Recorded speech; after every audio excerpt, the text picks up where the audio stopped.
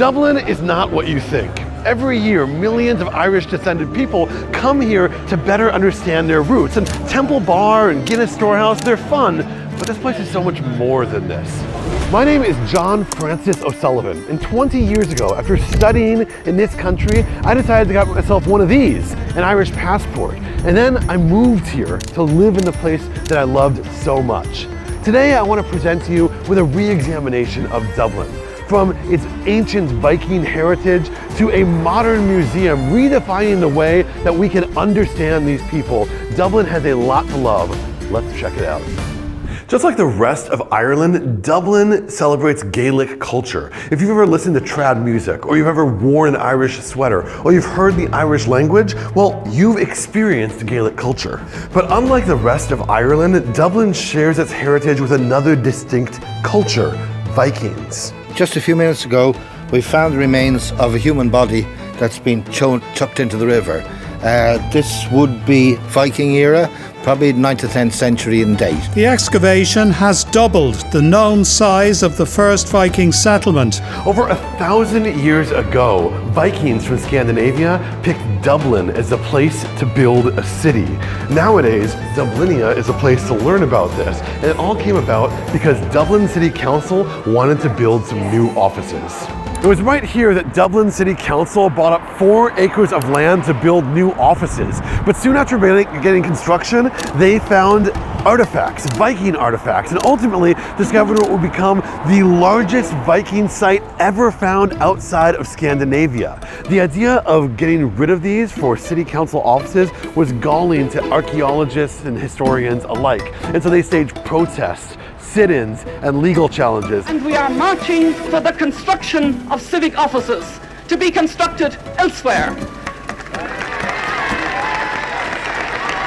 But it just wasn't enough. The council offices would be built, and so today we have this.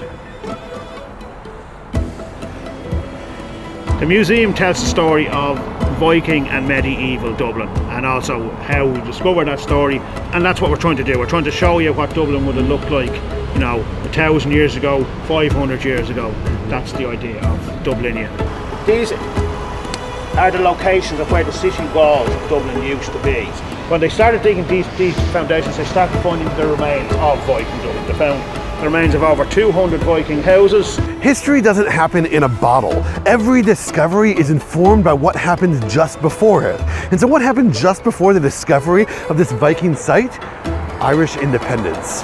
Francis, my tour guide with Dublinia, helped me understand something that I hadn't really considered about this Viking discovery. The people who remembered independence saw Celtic culture, Gaelic culture as being important. Being important to preserve that as the main story of Ireland. Yes, oh yes. Because it was like a nationalistic thing, right? Definitely, there was definitely that. Yeah. They didn't see that as being worth preserving. Now, I think you'd find it very hard. Even somebody who is quite nationalistic wouldn't really think like that now. These people that were making these decisions were born at the time, 1910s, 1920s. They would have been born. Something that's striking to me about Dublin is that everywhere you go, you are constantly reminded of its fight for independence from the United Kingdom. Being ruled by the United Kingdom meant a constant obfuscation of Irish culture. The Gaelic language, for example, was banned during British rule. Catholicism was banned, and so in places like this, Christ Church in Dublin, it went from Catholic to Protestant.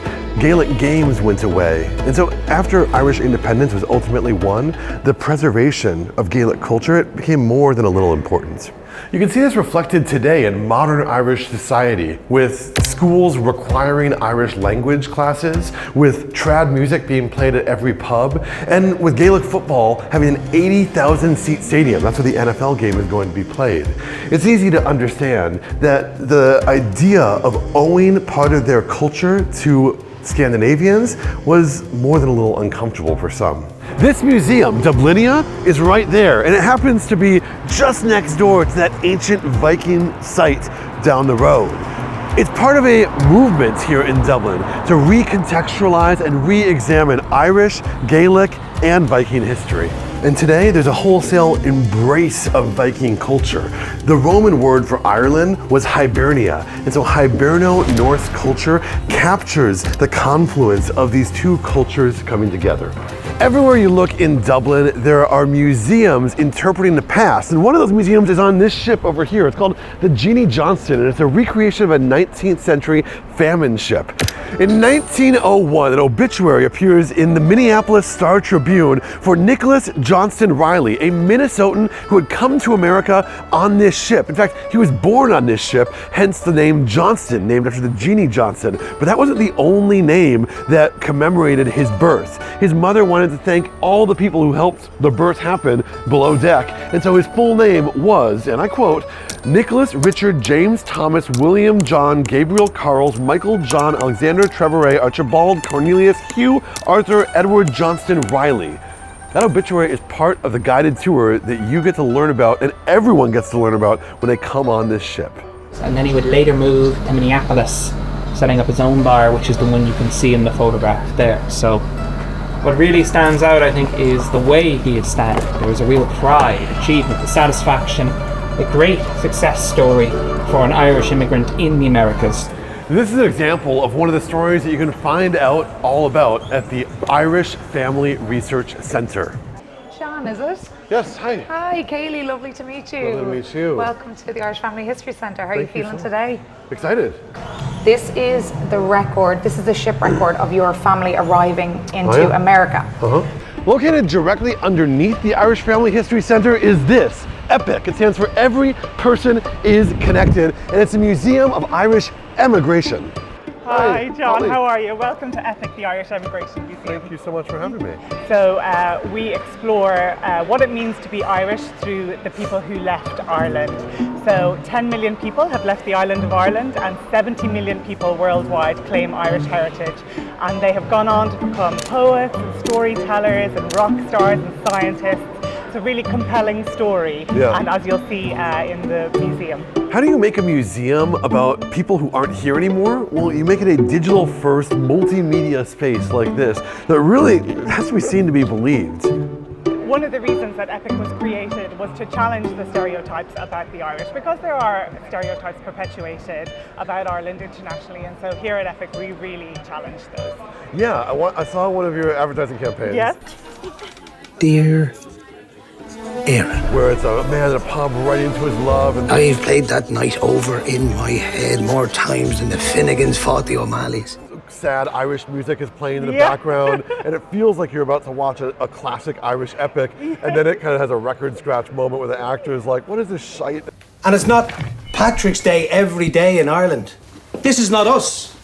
And that's not to say that, you know, Irish people don't go to the pub, you know, or Irish people, you know, don't like a drink or, you know, dress that way. But we're just saying that there is more to Ireland than this. And come and find out who the Irish really are at EPIC. For Americans, there's this thing, there's this longing for this connection. And so I find that for a lot of Americans, they'll come to Ireland with a much different headspace, and they'll go to a Mexico, and they'll go to an Italy or that sort of thing. It's for them, it's connecting with their roots. For a lot of Irish Americans in particular, it's very much a homecoming. And we like to make fun of Irish Americans here in Ireland. We call them plastic paddies and all that. But that's amazing. A lot of Irish Americans actually have much more recent Irish ancestry than we realise. A lot of Irish Americans are, you know, second generation, third generation. So for a lot of Irish Americans, it's a really emotional experience, and people get not upset, but people get quite emotional being here in the museum. You get a lot of tears on your tours.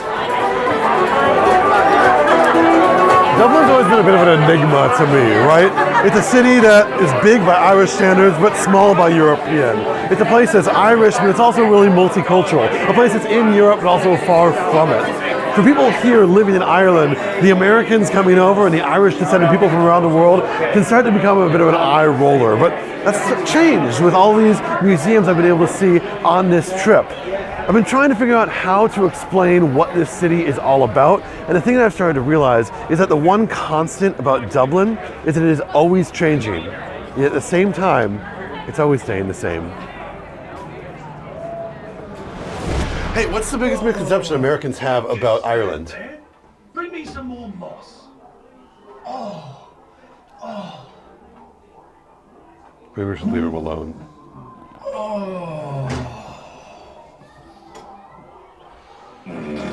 All right, that's enough.